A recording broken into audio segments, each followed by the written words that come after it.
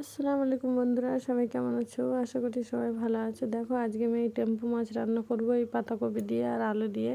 এখানে আলুটা বেশি করে কাটা হয়েছে কারণ বেগুনের তরকারি করব, তো অর্ধেকটা আলু বেগুনে দেবো, অর্ধেকটা আলু পাতাকপিতে দেবো। দেখো এই মাছ আমার খেতে খুব ভালো লাগে, এটা পেট ফুলা মাছ বলা হয়, এর পেটে প্রচুর পরিমাণে ডিম থাকে।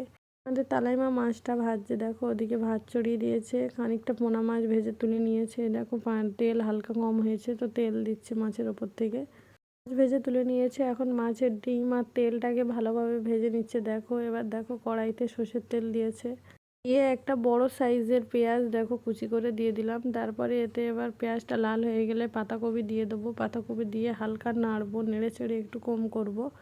পাতাকপিতে প্রচুর পরিমাণে পানি থাকে, ওই জন্য দেখো পাতাকপিটা নেড়ে চেড়ে ভালো করে একটু কম করে নিলাম। তারপর এর উপরে আলু দিলাম, তো পেঁয়াজ লাল করার পরে আমি আদা রসুন ভালোভাবে দিয়ে দিলাম, দিয়ে লাল করে নিলাম। তারপর দেখো এতে তালাই মা হাঁড়িতে ফুটন্ত পানি হয়েছে, তো ওতে চালটা ধুয়ে দিয়ে দিচ্ছে। এদিকে পাতাকপিটা হালকা ঢাকনা চাপা দিয়ে দিলাম, আমি ঢাকনা খুলে দেখো এবার হলুদ গুঁড়ো, লঙ্কার গুঁড়ো দিয়ে দিলাম, দিয়ে হালকা নেড়ে চেড়ে কষে নিলাম।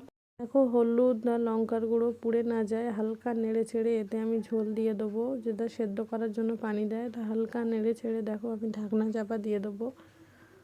দেখো ঢাকনা চাপা দিয়ে আমি ভালো করে দেখলাম যে এবার ঢাকনা চাপা দিয়ে যখন খুললাম দেখলাম যে সেদ্ধ হয়ে গেছে। তো এবার আবার পানি দিয়ে দেখো সামান্য ঝোল দিয়ে তার উপর চারাপোনা মাছ বেশি জিরা মরিচের গুঁড়ো ধনিয়া গুঁড়ো দিয়ে নামিয়ে নিলাম।